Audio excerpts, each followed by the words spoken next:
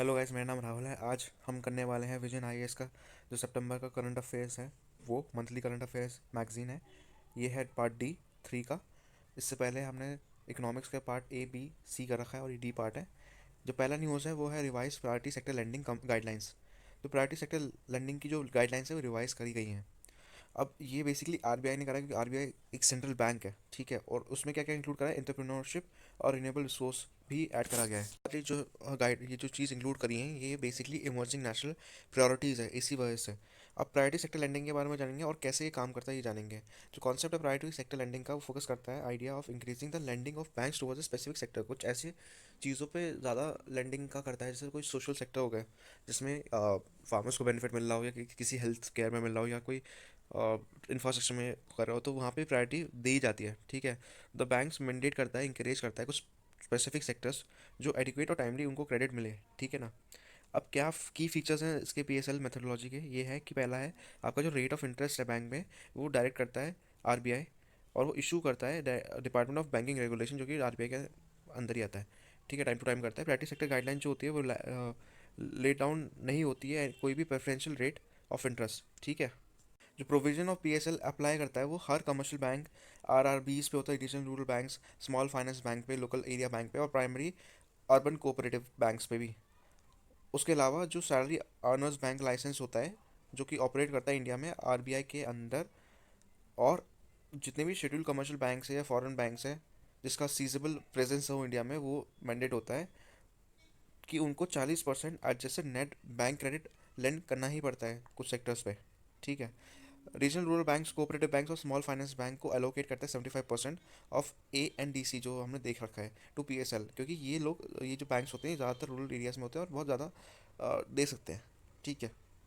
इसके अलावा जो पी एस एल टारगेट है अर्बन कोऑपरेटिव बैंक्स का, वो भी इंक्रीज़ करा गया है 40% से, ठीक है, टू 75% बाई 31 मार्च 2024। ये चीज़ इंपॉर्टेंट है।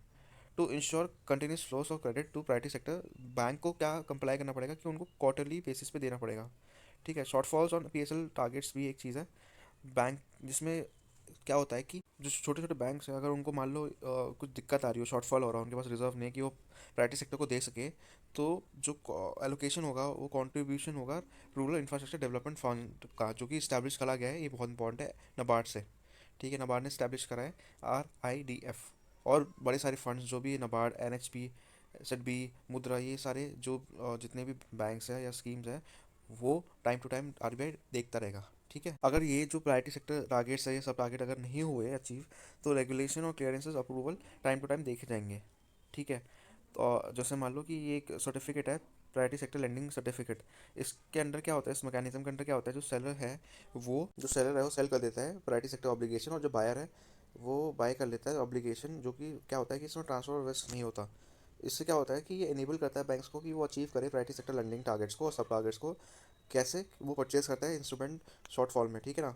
ये इंसेंटिवाइज भी करता है बैंक्स को कि उनके पास सरप्लस हो, और ये अलाउ करता है कि वो अपने एक्सेस सेल कर सकते हैं, ठीक है, अगर वो टारगेट से ओवर अचीव हो चुके हैं, ठीक है। कैसे कि वो लैंड कर सकते हैं जितने भी कैटेगरीज हैं। What has change in revise PSL guidelines, बहुत इंपॉर्टेंट है कि अभी क्या चेंजेस हुए हैं, क्या बदलाव हुए हैं। तो आरबीआई ने जो कंसल्टेशन करी है, रिकमेंडेशन वो करी है UK Sinha led expert committee, जो कि है एमएसएमई पे, ठीक है। और इसके अलावा MK Jain led internal working group to review agriculture credit, ये भी है। तो इसके साइलेंट फीचर क्या है कि ये फ्रेश कैटेगरीज इंक्लूड करा है, जैसे पीएसएल बैंक फाइनेंस कर रहा है 50 करोड़ का जो स्टार्टअप है, और जो लोन्स है फार्मर्स को जो दिए जाते हैं वो इंस्टॉलेशन के लिए होने चाहिए, सोलर पावर प्लांट्स के लिए, क्योंकि आपको पता ही है ट्रॉपिकल मतलब कंट्री है इंडिया, इसलिए, ताकि सोलराइज कर दे ग्रिड कनेक्शन एग्रीकल्चर पंप्स को। और इसके अलावा आप क्या कर सकते हो कि यहाँ पे सेट कर सकते हो कंप्रेस्ड बायोगैस CBG प्लांट्स, ठीक है। ये यहाँ पे आप ये भी कर सकते हो, higher weightage has been assigned to incremented priority credit sector credit in identified district where priority sector credit is comparatively low. तो वहाँ पे भी आप कर सकते हो जहाँ पे जहाँ डिस्ट्रिक्ट में जहाँ पे बहुत ज़्यादा ही क्रेडिट कम है, ठीक है। अगर आप बात करो 5 ईयर प्लान की, जो 2001 से 2022 तक है, उसका जो हायर वेटेज है 125, वो असाइन करा जाएगा इंक्रीमेंटल प्रायोरिटी सेक्टर क्रेडिट को, जो कि आइडेंटिफाइड डिस्ट्रिक्ट में होंगे जहाँ पे क्रेडिट बहुत कम जाता है, वहाँ पे ज़्यादा क्रेडिट देने की कोशिश करी जाएगी, ठीक है। जो टारगेट सेट करा गया है स्मॉल और मार्जिनल फार्मर्स का और weaker section of the society का, वो भी इंक्रीज करा गया है और फेज मैनर में करा गया है। इसके अलावा आप देख सकते हो एक हायर क्रेडिट लिमिट भी स्पेसिफाई करी गई है फार्मर्स प्रोड्यूसर ऑर्गेनाइजेशन के लिए, एफपीओस के लिए, और फार्मर प्रोड्यूसर कंपनी के लिए, एफपीसी के लिए, जो कि फार्मर्स एक बेसिकली क्या करेंगे कि जो अश्योर्ड मार्केटिंग जो प्रोडक्ट प्रोड्यूस हुए हैं वो एक प्री डिटरमाइंड प्राइस पे ले सकते हैं। जो लोन्स हैं जो रिन्यूएबल एनर्जी के लिए वो डबल हो चुके हैं। जो इम्प्रूवमेंट ऑफ हेल्थ इंफ्रास्ट्रक्चर भी, जो क्रेडिट लिमिट है हेल्थ इंफ्रास्ट्रक्चर के लिए वो बढ़ा दी गई है, आयुष्मान भारत के अंदर डबल कर दी गई है बिल्कुल। और प्रायोरिटी सेक्टर जो हम देख लेते हैं क्या क्या क्या आ जाते हैं, एग्रीकल्चर आता है, micro small and medium enterprise आते हैं, एक्सपोर्ट क्रेडिट आ गए हैं, education, housing, social infrastructure, renewable energy and others. तो ये बहुत इंपॉर्टेंट है कि प्रायोरिटी सेक्टर में क्या क्या आता है, ये तभी आप समझ सकते हो कि जितनी भी हमने चीज़ें बात करी है वो तभी डबल हो पाए हैं। अब पोटेंशियल बेनिफिट क्या है इसमें कि ये प्रोवाइड करता है फार्मर्स को एक सपोर्ट, ठीक है, जैसे installation of solar power plants के लिए, ठीक है, स्मॉल मार्जिनल फार्मर्स को प्रोवाइड करता है फाइनेंशियल सपोर्ट, ठीक है, इंकरेज करता है एग्रीकल्चर सेक्टर में। हाई क्रेडिट लिमिट से क्या होता है कि वो लोन ज़्यादा ले सकते हैं तो फिर वो इंकरेज करे डेवलपमेंट, ठीक है, और रीजनल डिस्पैरिटी के लिए भी बोल रहे हैं कि वो नए गाइडलाइंस बता रखे हैं जिसमें वो एड्रेस कर रहे हैं रीजनल डिस्पैरिटी जो फ्लो होता है प्रायोरिटी सेक्टर में, ठीक है। कैसे वो आइडेंटिफाई करेंगे कुछ मेथोलॉजी, ठीक है, आइडेंटिफाई डिस्ट्रिक्ट करेंगे कुछ जो बैकवर्ड है, क्रिएट करेंगे एनवायरनमेंट जहाँ पे लैंडिंग पॉलिसी अच्छी हो, ठीक है, और इंकरेज करेंगे कि आपका रिन्यूएबल एनर्जी मिले, डेवलपमेंट ऑफ बायोगैस हो। इसका एम यही रहेगा कि इंकरेज करे, सपोर्ट करे इन्वायरमेंट को, ठीक है, क्योंकि इन्वायरमेंट भी एक बहुत इंपॉर्टेंट पार्ट है जो कि हमारा अचीव कर सकता है sustainable development goals, SDG goal जो हमारे यूएन से टाई अप है। हेल्थ इंफ्रास्ट्रक्चर की बात करूँ तो revision of PLS guidelines incentivise करता है क्रेडिट फ्लो को जो हेल्थ इंफ्रास्ट्रक्चर में हो, ताकि वो प्रोवाइड करे एक इंक्रीज फाइनेंशियल स्पेस और डेवलप करे agency against the Covid and the post Covid era, ठीक है। अब ये नेक्स्ट न्यूज़ है बैंकिंग रेगुलेशन अमेंडमेंट बिल 2020। तो ये बहुत ही इंपॉर्टेंट है क्योंकि हाल ही में क्या हुआ है कि पार्लियामेंट ने इसे पास करा है, और ये इसलिए पास करा है क्योंकि ये प्रोटेक्ट करता है डिपॉजिटर जो कि कोऑपरेटिव बैंक्स के होते हैं, और ये एम्पावर करता है आरबीआई को कि वो रेगुलेट करे बैंकिंग एक्टिविटीज़ को जो कि कोऑपरेटिव सोसाइटीज़ की होगी। न्यूज़ क्या है, और न्यूज़ में क्या है कि ये जो बिल आता है बैकड्रॉप क्या है इसका, इसका बैकग्राउंड क्या है बेसिकली, ये है कि पंजाब और महाराष्ट्र कोऑपरेशन बैंक एक स्कैम हुआ था जो कि बहुत पहले हुआ था। वो क्या करता है कि यहाँ पे वो स्ट्रेंथन कर रहा है कोऑपरेटिव बैंक को बाय इंक्रीजिंग प्रोफेशनलिज्म और कैपिटल एक्सेस करने के लिए, गवर्नेंस को इंप्रूव करने के लिए, और साउंड बैंकिंग होनी चाहिए थ्रू आरबीआई। स्कैम होने के बाद ही आपको पता है चीज़ें ज़्यादा सीरियसली ली जाती है, ठीक है। 2019 का जो ये है डेटा, इसमें ये दिखा गया है कि 227 अर्बन कोऑपरेटिव बैंक्स जो हैं वो लॉसेस में चल रहे हैं।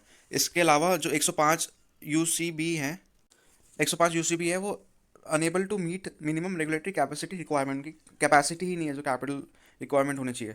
47 की तो नेगेटिव नेट वर्थ है, और 328 की तो जो वर्थ है वो, जो एनपीए है उनका बहुत ज़्यादा ही है, 15% more gross NPA non performing asset ratio, ठीक है। तो ये एक सीरियस कंडीशन है, इसलिए ये एक्शन लिया गया है, ठीक है ना। बिल जो होगा रिप्लेस करेगा बैंकिंग रेगुलेशन अमेंडमेंट ऑर्डिनेंस जो 2020 में लाया गया था। जून में यूनियन कैबिनेट ने अप्रूव कराया ऑर्डिनेंस को, और ये बेसिकली बोलता है कि 1482 जो अर्बन और 58 मल्टी स्टेट कोऑपरेटिव्स है वो उनको रेगुलेशन में, उनको सुपरविजन में लाया जाएगा आरबीआई के अंडर। जो ऑर्डिनेंस है वो अमेंड करता है बैंकिंग रेगुलेशन एक्ट 1949, बहुत इंपॉर्टेंट है। वो क्या कहता है कि वो रेगुलेट करेगा functioning of banks and provide various experts such as licensing, management, operation of banks, ठीक है। की फीचर्स क्या है, बहुत इंपॉर्टेंट है, इसके जो की फीचर है बोर्ड में वो आते ही आते हैं।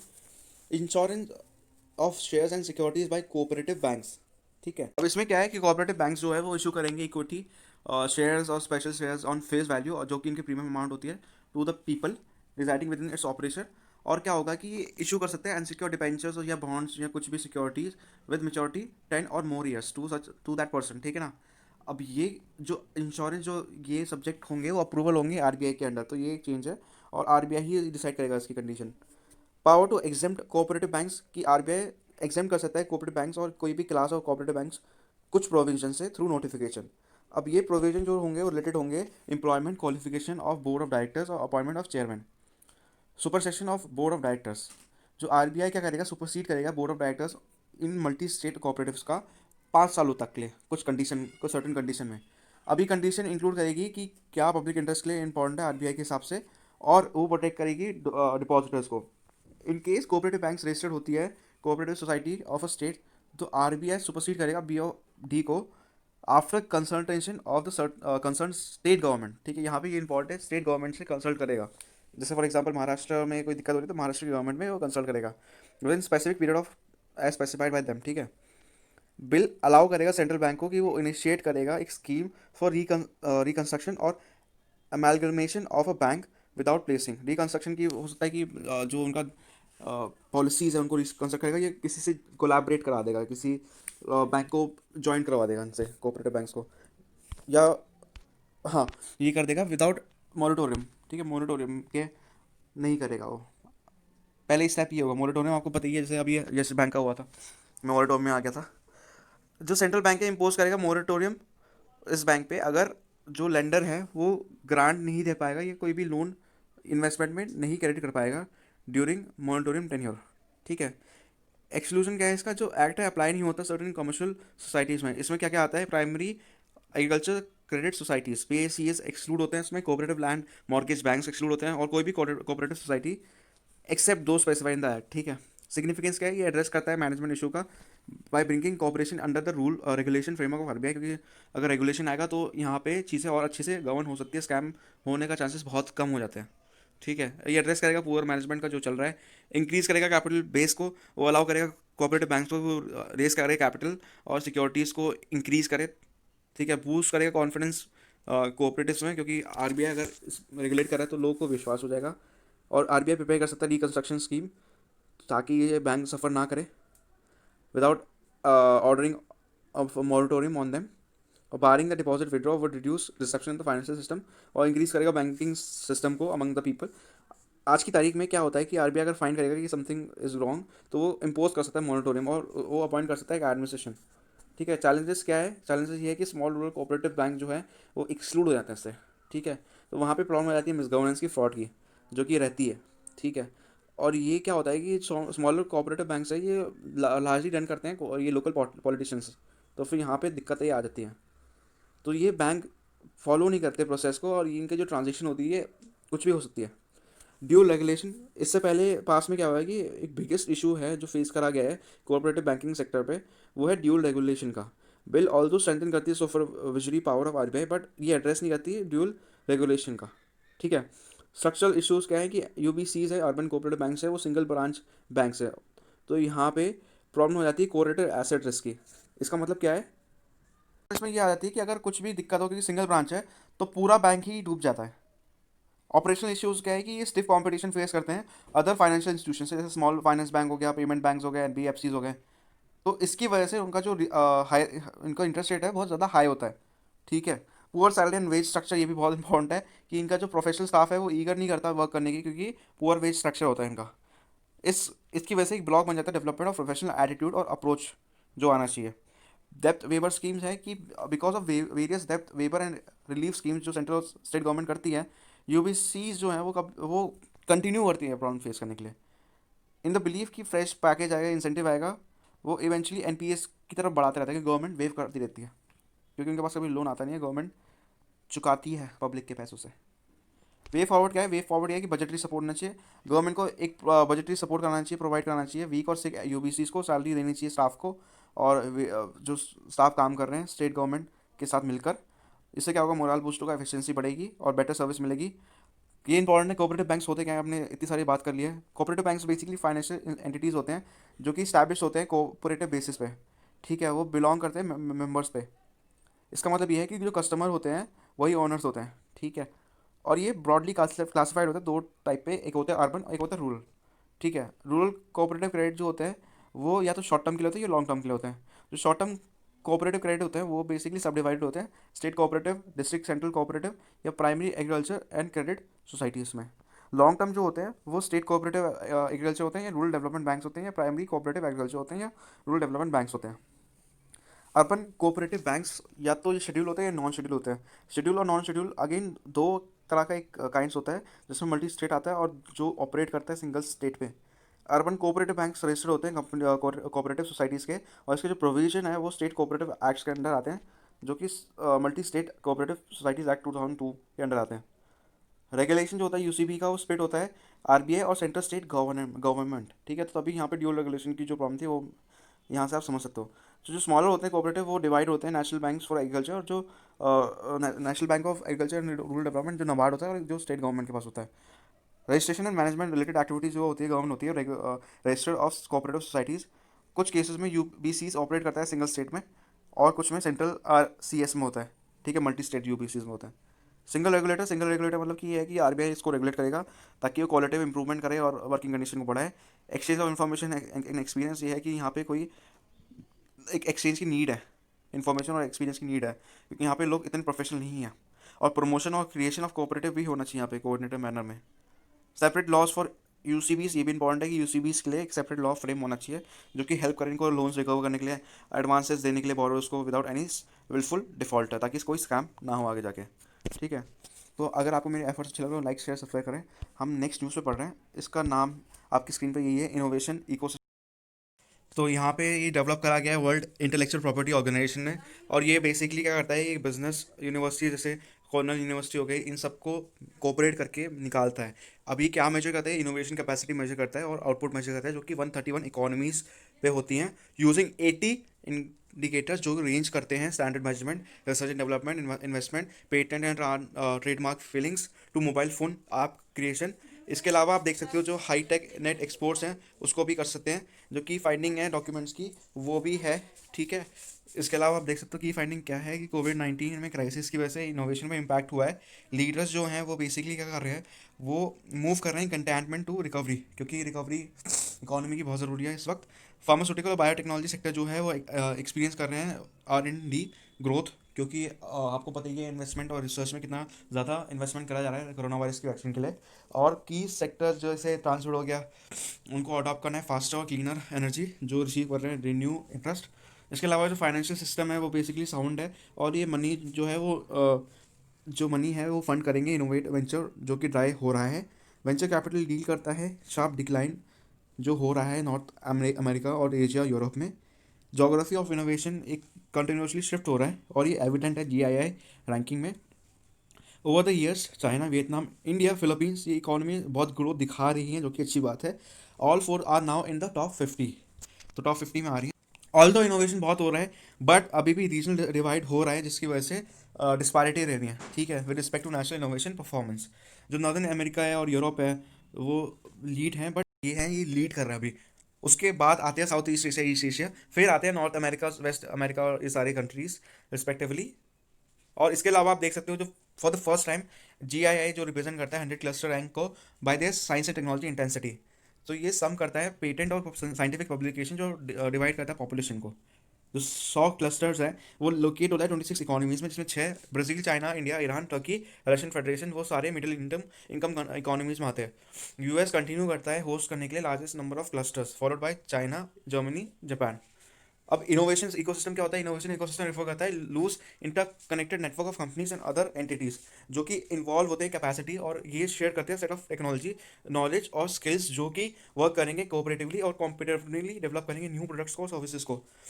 ये कुछ डिफरेंट एक्टर्स, रिलेशनशिप, रिसोर्सेज को भी प्ले करेगा रोल, ताकि ये ग्रेट आइडिया को ट्रांसफॉर्म करे। इसके अलावा जो इफेक्टिवनेस है हर पार्ट का मॉडरेट होता है other part of the system. Entrepreneurs जो होते हैं डिपेंड करते हैं being able to access finances, ठीक है, फाइनेंसेस जो कोई एक्सेस कर सके। जो चेंज है वो वन पार्ट को लीड करता है अदर पार्ट को, ठीक है। इनोवेशन इकोसिस्टम को इंक्रीज होता है इंटरनेट कनेक्टिविटी की वजह से, और एक्सलेट करता है डिजाइन और टेक्नोलॉजी और टेस्टिंग का। जो 3 defining characteristic of innovation ecosystem में डिपेंड करते हैं establishment among the members, common set of goals और ऑब्जेक्टिव्स जो है शेयर्ड सेट ऑफ नॉलेज पे और स्किल्स पे।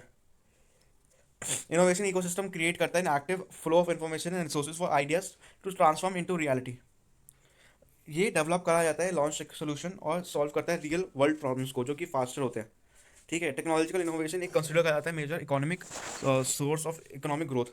ये इंक्रीज करता है प्रोडक्टिविटी, और ये इंक्रीज करेगा प्रोडक्टिविटी, जनरेट करेगा आउटपुट और सेम इनपुट के साथ। कंपनी डिपेंड करती है इनोवेशन, क्योंकि नई नई टेक्नोलॉजी आ रही है। इनोवेशन की वजह से बहुत सारी अपॉर्चुनिटी आएगी जो फाइट करेगी पॉवर्टी, हंगर और सिकनेस को। इफेक्टिव इनोवेशन इकोसिस्टम इनेबल करेगा businesses, companies, research organisation, government agency कि वो मैक्सिमम रिसर्च करे और इकोनॉमिकली बूस्ट करे। इनोवेशन जो होगा वो प्रॉस्पेरिटी लाएगा, सस्टेनेंस लाएगा। इसकी वजह से क्या होगा, गवर्नमेंट हेल्प करेगी, इंप्रोवाइज करेगी सर्विस डिलीवरी और परफॉर्मेंस को। क्या क्या चैलेंजेस है, बेसिकली एक चैलेंज यही है कि हमारा जो है वो इंक्रीमेंटल है, इनवेरेबल पर नॉन डिस्ट्रप्टिव है। इसका मतलब ये है कि जो इंडिया में रहता है वो इंडिया में रहता है, लेकिन वर्ल्ड में कभी नहीं आता। सेकेंड है लैक ऑफ स्केलेबिलिटी, ठीक है, कि हमें कॉम्पिटेटिव मार्केटेबल प्रोडक्ट के लिए स्पीड, स्केल और सस्टेनेबिलिटी चाहिए, जो कि नहीं है। स्लोअर प्रोग्रेस, इसका मतलब ये है कि even though India is within touching distance of breaking up to the top 10-15 innovator country, but still अभी बहुत दूरी बाकी है हमें अगर हम चाइना को कंपेयर करें। जैसे फॉर एग्जांपल इसमें दिया है 53,000 पेटेंट एप्लीकेशन है जो WIPO की है 2018 में वर्सेस इंडिया का 2013। ठीक है, तो आप देख सकते हो चाइना और इंडिया का कितना बड़ा गैप है। वीक यूनिवर्सिटी रिसर्च, ये बहुत बड़ा एक वीक पॉइंट है इंडिया का कि यूनिवर्सिटी का रिसर्च बहुत ही अभी कम है, वीक है। इंडिया इज एन और जुकटा पोजिशन, क्या है इसमें बेसिकली बोला जा रहा है कि चंद्रयान डिजिटल पेमेंट जैसी बड़ी सारी चीज़ें आ चुकी है, सक्सेसफुली हो गई है, लेकिन अभी भी अनएम्प्लॉयमेंट रेट जो है बहुत ज़्यादा है। ठीक है, इसके अलावा जो टॉप रैंक यूनिवर्सिटी जैसे IIT दिल्ली और मुंबई और IICS वो रीजनेबली वेल कर रही हैं, बट स्टिल अभी भी हम इतने टॉप पे नहीं आ गए कि जैसे अभी लिस्ट निकली थी टॉप 10 यूनिवर्सिटी, तो हम 100 पे भी स्टैंड नहीं करें, कोई भी यूनिवर्सिटी 100 के नीचे आती ही नहीं है। Quality of steam talent pool, ये भी इंपॉर्टेंट है। ग्रोस इनरोलमेंट रेशो जो है ट्रेजरी सेक्टर का वो अभी भी कम है, इंडिया का 26% है। इसका मतलब ये है कि पोटेंशियल रिसोर्स जो टैलेंट है अभी भी लॉस्ट है। तो हमें इनोवेशन कैसे इंप्रूव करनी चाहिए उसके कुछ मेजर है। इंडिया इनोवेशन ग्रोथ प्रोग्राम 2.0 है, ये एक यूनिक ट्रिपार्टियन इनिशिएटिव है department of science and technology DST का, गवर्नमेंट ऑफ इंडिया और Lockheed Martin and Tata Trust with which enables innovators and entrepreneurs through the stages of innovation, ideation and exploration. ये सारी चीज़ें पे हेल्प करता है for tomorrow. Physical initiative by government department of science and industrial research, या R&D के लिए होता है, परफॉर्म करा जाता है इंस्टीट्यूशन एकेडमिक और जितनी भी इंडस्ट्री है for supporting nursing their innovation, ये भी इंपॉर्टेंट है।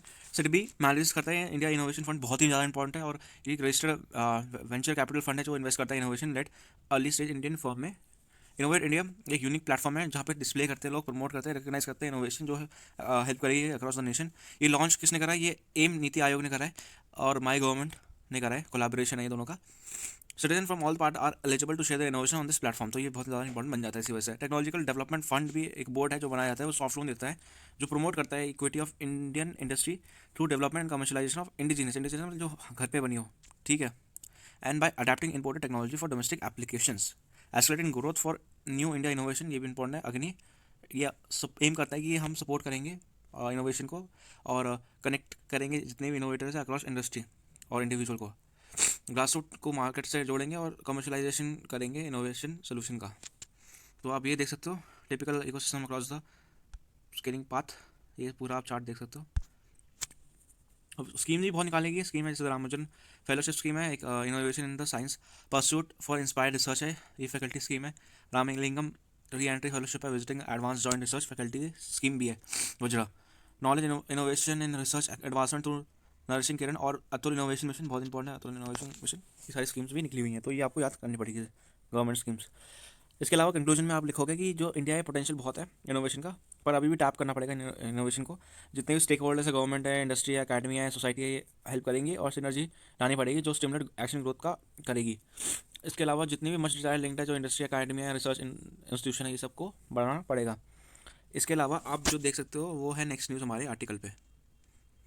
नेक्स्ट न्यूज़ है 3.11 result of ranking of states on support to startup ecosystem. तो ये न्यूज़ में क्योंकि department for promotion of industry and internal trade जो है रिसेंटली कंडक्ट कराया सेकंड एडिशन स्टेट्स का, जो स्टार्टअप रैंकिंग एक्सरसाइज करेगी और वो एंटिटी कंसिडर करेगी स्टार्टअप। और स्टार्टअप का जैसे इसमें दे रखा है, ये स्टार्टअप एक एंटिटी है जो बेसिकली कुछ गिवन कंडीशन को फुलफिल करती है, वो एक एंटिटी टाइप हो जो एक प्राइवेट लिमिटेड कंपनी हो और डिफाइंड हो कंपनीज एक्ट 2013 में, ठीक है। इसके अलावा यह रजिस्टर्ड हो पार्टनरशिप फॉर्म में अंडर द पार्टनरशिप एक्ट 1932, या रजिस्टर्ड हो limited liability partnership under the LLP limited liability partnership act 2008। उसका टर्नओवर जो हो 100 करोड़ से ज़्यादा नहीं हो फिजिकल ईयर में, और वो below 10 years from the date of incorporation हो, ठीक है।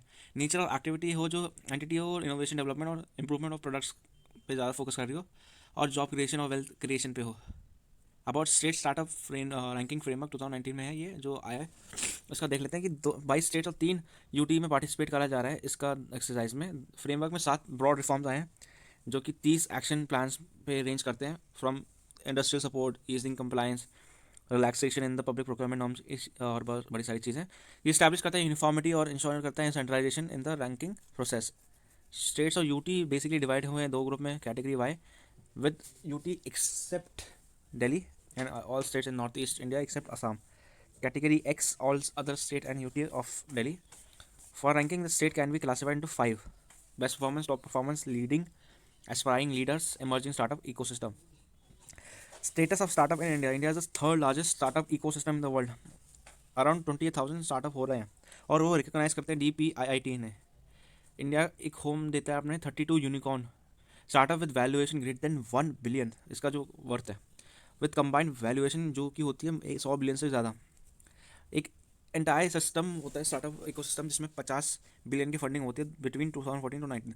तो आप देख सकते हो स्टार्टअप कितने ज़्यादा ग्रो हैं। लीडिंग जो सेक्टर है अगर आप इंडियन स्टार्टअप की बात करो तो फिनटेक है, ई कॉमर्स है, लॉजिस्टिक है, एंटरप्राइज है और हेल्थ टेक है, ये बहुत ज़्यादा इमर्ज। अब जो सिग्निफिकेंस स्टार्टअप का क्या है कि स्टार्टअप एक तो पहले एम्प्लॉयमेंट बढ़ाते हैं कि वो जॉब क्रिएशन करते हैं। नेशन में 12 जॉब्स क्रिएट होती है पर स्टार्टअप पे, totalling to 3.5 lakh, more than 3.5 lakh, तो बहुत ज़्यादा ही ये लोग एम्प्लॉय करती है।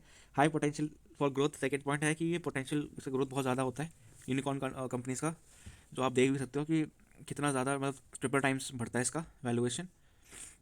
Fulfilment of societal needs, startup जो होल्ड करता है मेजर जो इसका क्रिटिकल होता है वो अफोर्डेबल हेल्थ केयर, एजुकेशन और फाइनेंशियल इंक्लूजन पे रहता है, तो इसलिए ये बहुत ज़्यादा इंपॉर्टेंट हो जाता है इसी वजह से। ठीक है, इसके अलावा आप देख सकते हो जो fostering a culture of innovation and startup भी है टेक्नोलॉजी, ये भी इंपॉर्टेंट है कि स्टार्टअप जो काम करते हैं वो इन्वायरमेंट को मतलब चेंजिंग इन्वायरमेंट पे ऐसे करते हैं कि वो बेनिफिशियल हो और प्रॉफिट को मैक्सिमाइज करते हैं, तो इससे हम फॉरवर्ड बढ़ते हैं, आगे आगे जाके बढ़ते हैं। Attracting foreign investment and stimulating domestic investment, ये भी है कि इंडिजिनियस स्टार्टअप है जो ग्रो करते हैं और वो लार्ज एमएनसी बनते हैं, एंटरप्राइज बनते हैं और वो अट्रैक्ट करते हैं बहुत सारे एफडीआई। ठीक है, रैंकिंग की बात कर लेते हैं। जो कैटेगरी एक्स में होते हैं वो बेस्ट परफॉर्मर होते हैं, जैसे गुजरात है। टॉप परफॉर्मेंस जो है वो है कर्नाटक और केरला। कैटेगरी वाई की बात करें तो बेस्ट परफॉर्मर है अंडमान निकोबार आइलैंड, और जो लीडर है, जो लीड कर रहा है वो चंडीगढ़ है। Leaders across 7 reforms areas Karnataka for reforms in areas of institution leaders regulations and procurement. Gujarat है जो रिफॉर्म कर रहा है इंक्यूबेशन हब्स को, अवेयरनेस को, आउटरीच को, इनोवेशन लीडर्स को। बिहार रिफॉर्म कर रहा है कुछ एरियाज में जैसे सीडिंग इनोवेशन लीडर्स में इनोवेट कर रहा है आपको। अब नेक्स्ट न्यूज़ जो है हमारे सामने वो है 3.12 which is pandemic risk pool. अब क्या हुआ है कि जो लोग काम कर रहे हैं IRDAI में, उन्हें रिकमेंड करा है कि हमें एक इंडियन पैंडेमिक रिस्क पूल बनाना चाहिए जो पब्लिक प्राइवेट गवर्नमेंट पार्टिसिपेशन पे होना चाहिए, और वो प्रोवाइड करना चाहिए जो कवरेज है जो लॉसेस हुए हैं पैंडेमिक की वजह से, वो जो कि आगे जाके ठीक हो सकते हैं। पैंडेमिक रिस्क पूल क्या है इसके बारे में हम देख लेते हैं। ये पूल रेफर करता है कुछ प्रैक्टिस को जो इंश्योर करता है कंपनीज को कि आगे जाके एक साथ आए और कमिट करे फंड को जो मीट करे क्लेम को, और अराइज करता है एक पर्टिकुलर इंश्योरेंस रिस्क को जो कि इन प्रोपोर्शन होता है बिजनेस को जो कि वो कर रहे हैं, और वो शेयर होगा अमंग द पूल पार्टिसिपेंट। ये मेथड जो फॉलो करता है इसमें कुछ ज़्यादा अनसर्टेनिटी रहती है, इसकी वजह से रिस्क रहता है, तो भाई वो इंश्योरेंस एक डिसीजन लेता है कि हमें करना चाहिए नहीं करना चाहिए। जब कंपनी लॉसेस फेस कर रही है बहुत ज़्यादा तब ये होता है। करंटली ये सजेस्ट करा जाता है बैकड्रॉप है कोविड-19 का, तो इससे क्या हुआ है कि बहुत ज़्यादा चीज़ें इफेक्ट हो गई है हेल्थ सेक्टर ने और भी सेक्टर ऑफ इकोनॉमी जैसे मैन्युफैक्चरिंग, एविएशन, टूरिज्म और ट्रांसपोर्टेशन, सर्विसेज, एग्रीकल्चर और बहुत सारे। तो यहाँ पे क्या होना चाहिए, रिस्क पूल ऑफर करना चाहिए ताकि वो प्रोटेक्शन दे, बिजनेस इंटरप्रिटेशन इंटरप्शन हो, सॉरी, ताकि उनको मटेरियल डैमेज ना हो और loss of income and livelihood ना हो। और भी चीज़ है जो पैंडेमिक रिलेटेड है वो है कि करंटली कुछ भी इंश्योर्ड नहीं है इंडिया में क्योंकि बहुत ज़्यादा लॉसेज हो रहे हैं। तो RDI ने प्रपोज करा है कि मैकेनिज्म यही जो पैंडेमिक रिस्क पूल है, एक कमेटी बिठाई जाए जो स्ट्रक्चर और ऑपरेटिंग मॉडल बताए। सिमिलर पैंडेमिक पूल प्रपोजल जो है अक्रॉस द वर्ल्ड देखे गए हैं, US, फ्रांस, जर्मनी, इन्हें में अप्रूवल दे रखा है। की रिकमेंडेशन ऑफ कमेटी का क्या है कि एक फॉर्मेशन होना चाहिए, स्ट्रक्चर होना चाहिए, रिस्क पूल मैकेनिज्म होना चाहिए जहाँ पे पब्लिक और प्राइवेट और गवर्नमेंट का पार्टिसिपेशन होना चाहिए, जो कि इस टाइम पे बहुत ज़्यादा रिक्वायर्ड है। और हमें एक एडमिनिस्ट्रेशन सेटअप करना चाहिए जो कि होगा general insurance corporation of India, जो कि एक्सपीरियंसड होगा और उसकी एक्सपर्टीज़ होगी इंडियन टूरिज्म पूल में और इंडियन न्यूक्लियर पूल में, जो कि एडमिनिस्ट्रेट करेगी इस चीज़ को।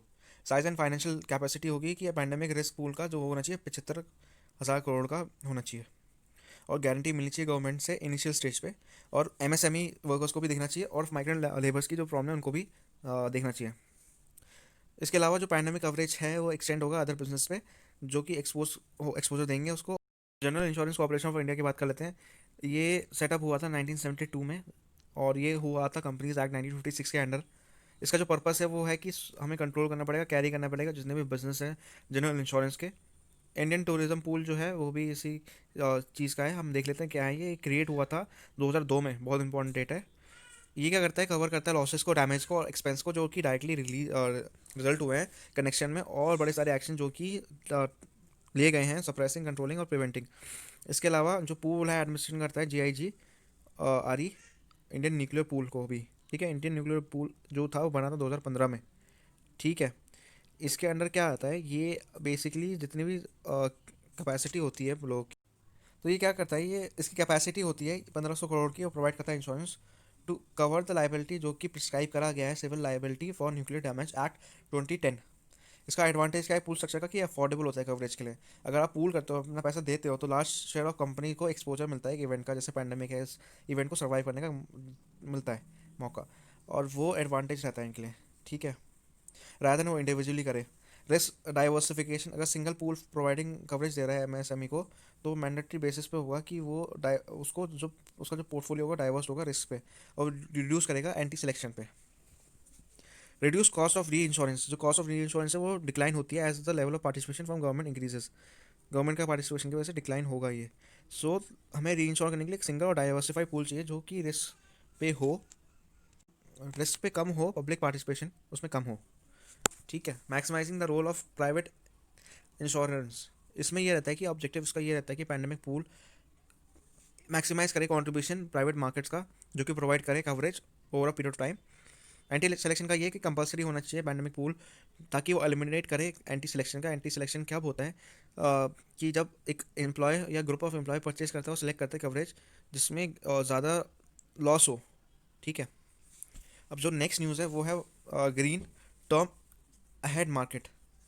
क्या हुआ है रिसेंटली, जनरली क्या होता है कि जो सेंट्रल इलेक्ट्रिसिटी रेगुलेटरी कमीशन है उसने अप्रूव करा है ग्रीन टर्म। नेक्स्ट न्यूज़ है वो बात करते हैं ग्रीन टर्म अहेड मार्केट। ये अभी क्या हुआ है, सेंट्रल इलेक्ट्रिसिटी रेगुलेटरी कमीशन ने अप्रूव करा है ग्रीन टर्म अहेड मार्केट। ये बेसिकली कॉन्ट्रैक्ट करता है इंडियन एनर्जी एक्सचेंज प्लेटफॉर्म पे। अब ज़्यादा जान लेते हैं इसके बारे में कि ये एक तरह का स्टेप है जो रियल टाइम मार्केट को ट्रेड करता है, अप्रूव करता है पावर एक्सचेंज में, जो कि जून 2020 से है।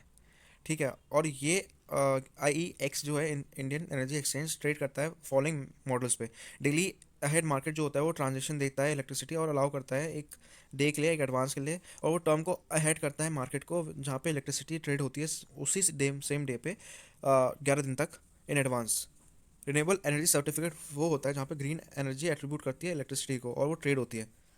रियल टाइम मार्केट जो होता है वहाँ पे ऑक्शन होता है सेशन का और कंडक्ट होता है इवन टाइम ब्लॉक्स में ऑन एन आवर, और जो डेली कमेंसेस होते हैं 1 आवर के बाद होते हैं जो ट्रेड सेशन क्लोज होता है। जो through the renewable penetration in the country is increasing the participation of renewable energy in the existing dam and time segment has remain negligible. ये इंपॉर्टेंट चीज़ है कि नेग्लिजिबल रहे हैं। तो यहाँ पे क्या है कि there is no segregation between commercial power और ग्रीन पावर, सेग्रीगेशन नहीं है जो कि होना चाहिए। टू ओवरकम दिस इशू यहाँ पे एक ऑल्टरनेटिव न्यू मॉडल सेटअप करा है जी टैम। जी टैम क्या होता है, जी टैम एक स्पेसिफिकली इंट्रोड्यूस करा है selling of the power bye renewable developers in the open market without getting into long term power purchase agreement. अब जी टैम प्रोवाइड करता है एक प्लेटफॉर्म जहाँ पे शॉर्ट टर्म ट्रेडिंग होती है रिन्यूएबल एनर्जी की, और उसके कुछ की फीचर्स है जो हम देखना चाहते हैं। एनर्जी शेड्यूल जो होता है जी टाइम का कॉन्ट्रैक्ट बेसिस पे होता है जो कि कंसिडर करता है deemed RPO compliance of the buyer. जो बायर होता है पावर का वो विंड और सोलर के लिए होता है, वो कुछ क्लेम नहीं कर सकता अगर वो आरपीओ से मीट करा गया है। जो ट्रांजेक्शन होती है इसकी जी टाइम की वो बायलैटरल होती है नेचर में, और जो क्लियर आइडेंटिफिकेशन होती है करस्पॉन्डिंग बायर्स की। यहाँ पे कोई डिफिकल्टी नहीं होती और अकाउंटिंग होती है जो रिन्यूएबल परचेज ऑब्लिगेशन पे होती है। यहाँ पे जो सेपरेट कॉन्ट्रैक्ट होते हैं सोलर और नॉन सोलर एनर्जी के, वो फैसिलिटेट करते हैं सोलर नॉन सोलर आरपीओ को फुलफिलमेंट को। यहाँ पे ग्रीन इंटर डे होती है जो कि 10 आवरली कॉन्ट्रैक्ट होता है और सेम डे के लिए भी हो सकता है। ठीक है, इसके अलावा आप देख सकते हो कि वीकली भी हो सकता है, मंडे मंडे टू संडे हो सकता है। जो प्राइस की डिस्कवरी होती है वो टेक प्लेस करती है कंटिन्यूस बेसिस पे, प्राइस टाइम होती है प्रायोरिटी बेसिस। अब जान लेते हैं इंडियन एनर्जी एक्सचेंज के बारे में। ये बेसिकली फर्स्ट और largest energy reserve exchange reserve है इंडिया का, और प्रोवाइड करता है nation wide automatic trading platform जो कि फिजिकल डिलीवरी करता है इलेक्ट्रिसिटी का। यहाँ पे रिन्यूएबल एनर्जी सर्टिफिकेट और एनर्जी सेविंग सर्टिफिकेट दोनों हैं, और IEX इसको रेगुलेट करता है सेंट्रल इलेक्ट्रिसिटी रेगुलेटरी, बहुत ज़्यादा इंपॉर्टेंट है। ठीक है, कमीशन जो होता है इसका mechanism of G time trading आप देख सकते हो, सेल्स इलेक्ट्रिसिटी और फिर पावर एक्सचेंज होता है, और यहाँ पे इलेक्ट्रिसिटी बाय करते हैं RPO obligation, discom industries corporate और ओपन एक्सेस कंज्यूमर्स। बेनिफिट क्या है इसका, बेनिफिट यही है कि ये लेस बर्डन करता है आरई रिच स्टेट्स को और इंसेंटिवाइज करता है ताकि वो डेवलप करे आरई कैपेसिटी को बियॉन्ड देयर ओन आरपीओ। इसके अलावा जो रिसेंटली लॉन्च हुआ है रियल टाइम ट्रेडिंग जो इलेक्ट्रिसिटी में होती है वो सपोर्ट करता है seamless integration of RE power. ये इनेबल करेगा ऑब्लिगेटेड एंटिटीज जो प्रोक्योर करेगी रिन्यूएबल पावर कॉम्पिटेटिव प्राइसेस पे और मीट करेगा आरपीओ पे। प्रमोट करेगा आरई मर्चेंट कैपेसिटी एडिशन को और हेल्प करेगा अचीविंग आरई कैपेसिटी एडिशन टारगेट्स को जो कि कंट्री के हैं। जी टाइम प्लेटफॉर्म जो है वो लीड करेगा, इंक्रीज करेगा number of participant in RE sector. Buyers जो होंगे आरई के वो कॉम्पिटेटिव प्राइसेस के लिए होंगे और ट्रांसपेरेंट होंगे, फ्लेक्सिबल होंगे, प्रोक्यूरमेंट करेंगे। आरई सेलर्स यहाँ पे प्रोवाइड करेंगे पैन इंडिया मार्केट को। जी टाइम विटनेस करेगा encouraging response since it's launch और रजिस्टर करेगा trade off 3 million units in the first 11 days। ये प्रोवाइड करेगा प्लेटफॉर्म जो बेसिकली क्या करेगा, इन्वायरमेंट को हेल्प करेगा, कॉन्साइंस करेगा कि वो सीजर्स की यही है कि जो रिन्यूएबल परचेज ऑब्लिगेशन है आरपीओ की, वो एक मैकेनिज्म है, वो ऑब्लिगेट करता है जितने भी एंटिटीज़ को कि उनको परचेज करना पड़ेगा कुछ percentage of energy from renewable energy source as a percentage of total consumption of electricity. ये ऑब्लिगेट करता है एंटिटीज़ को कि वो इंक्लूड करे डिस्कॉम्स को, ओपन एक्सेस कंज्यूमर्स को, कैप्टिव पावर प्रोड्यूसर्स को, और आरपीओस को कैटेगराइज करे as solar and non solar RPOs. जो आरपीओ प्रोवाइड करता है इलेक्ट्रिसिटी, वो इलेक्ट्रिसिटी एक्ट 2003 के अंडर करता है और नेशनल टैरिफ पॉलिसी 2006 के अंडर करता है। तो इसी के साथ ये लेक्चर मैं ख़त्म कर रहा हूँ। जो नेक्स्ट हम करेंगे वो सिक्योरिटी करेंगे नेक्स्ट वाले लेक्चर में। अगर आपको मेरे एफर्ट्स अच्छे लगे तो लाइक शेयर सब्सक्राइब करें चैनल को, और भी अपडेट्स आते रहेंगे। Thank you.